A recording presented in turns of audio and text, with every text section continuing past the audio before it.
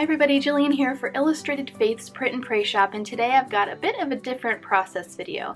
I am loving Brave Little Tailor's Pray Without Ceasing new release in the Print and Pray Shop. So I printed it out on cardstock, the ephemera, and then also these really fun cards.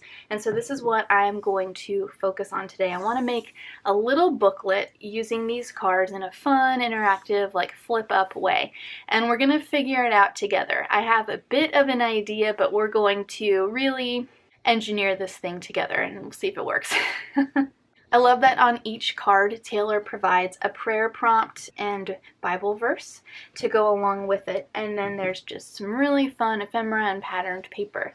I think that Brianna Showalter's Summer in the Psalms Part 2 patterned papers pair so beautifully with Taylor's cards, so I want to definitely incorporate these and then this other fun patterned paper from Vanessa Walker. So lots of beautiful things in the Print and Pray shop that I'm going to be reaching for as I'm creating this little mini book. So let's go ahead and get started. So I have my cards laid out in the way that I want them to be displayed when I open it. So the idea is that I have a little booklet that is this size when it's all folded up, and then from different sides you can unfold the cards. So they'll like flip out and flip over and flip up. And so I have them laid out in the way that I want them to appear when the booklet is open. And we'll just pretend that there's a backing square here because there will be. So what I've done to kind of help me engineer this, I flipped it over and I noted some of the hinge points. So on the back side of each card, I just flipped it over and made a little note of where I wanted each piece to connect. So for instance, there's going to be a hinge on these two cards. There's going to be a hinge on these two sides of the cards, and then a hinge here, and then a hinge here, and then for our imaginary center card here. I made a note on the back, but the back will be covered with some of the patterned paper I showed you just a moment ago.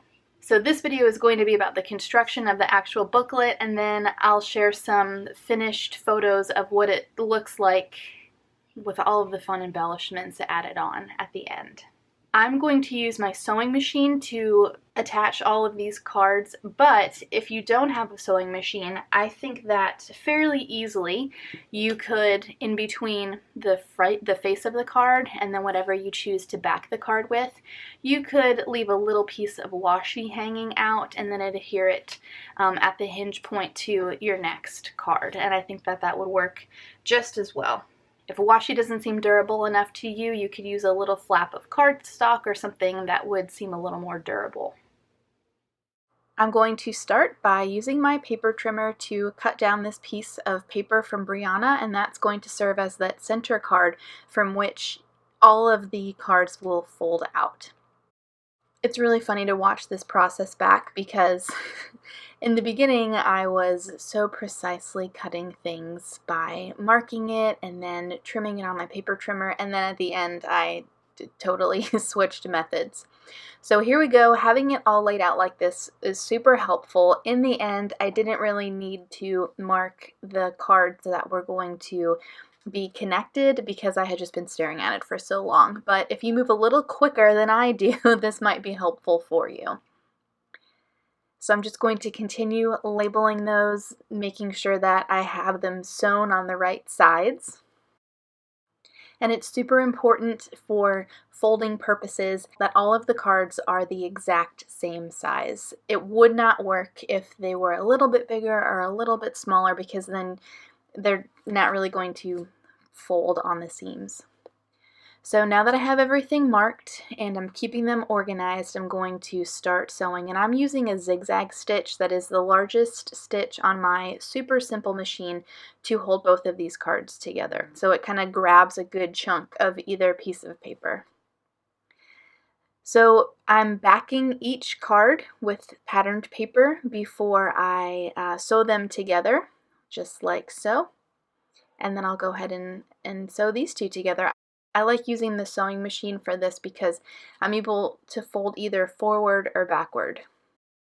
Alright, so I'm getting out all my patterned paper, and I'm also being mindful of which patterns are right next to each other on the back side once the little book is all folded out, because I don't want to have the identical patterns next to each other, or even similar scale next to each other. You could totally cut these by hand, but having a paper trimmer just makes it so much quicker. I did have to clean up a couple edges with my scissors, but not many. So I'm kind of working in batches here. I did the top portion, did the right portion, and now I'm working on the left portion. And here's where things go terribly wrong.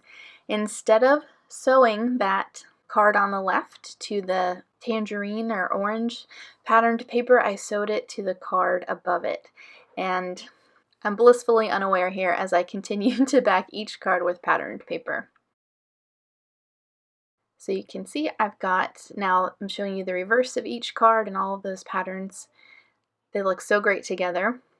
And I'm just going to keep on sewing now. I think this is the right side. I'm sure there are various ways to assemble a booklet in this fashion. If you have anything that, might seem easier, I'd encourage you to share it in the comments for anyone else who may be interested in making a little, book like this. Here's where I realized my mistake. So I'm just going to keep on sewing. I decided to not take it apart, but just kind of have them fold out, one a little bit higher than the other. Precision crafts are not my strong suit. You won't see many of these types of videos from me where there is considerable planning required before the actual making happens. And this is the reason, but for some reason I just can't stay away. They're fun to attempt, even when they don't work necessarily. But in the end, here you can see that I'm trying to figure out the best way to fold it together. And, I love how Sean always talks about choosing your own adventure, and I feel like in this project, the adventure is going to choose me, because when I open it, it just has a mind of its own. And so that's how these prayer prompts are going to work, I think. Now I wanted to have like a little title card on here, so this was perfect from Taylor's Ephemera set, and it's a pun, even better. It says pray without ceasing, and I'm going to embellish this a little bit with my date stamp and a label to note that I'm going to work through this in the month of July in 2021. But I don't want to use the whole label, so I'm going to let a little bit of it hang off of the left edge here, trim that down. Using my Illustrated Faith tape runner to adhere that, I'm going to add a little seashell here, and then one more you'll see in the finished images. And that's going to do it. So I think it'll be so fun to work through each of these prayer prompts. I have a beautiful blank canvas with these patterned papers on the reverse side of each card to add a little bit more embellishment, some journaling. It's just going to be super fun to work through in the month of July. Like I said, if you guys have any questions, feel free to leave me a comment below. The Pray Without Ceasing collection and other items that I used are linked down in the video description below if you guys want to check those out. I hope you have a wonderful rest of your day, and I'll see you soon.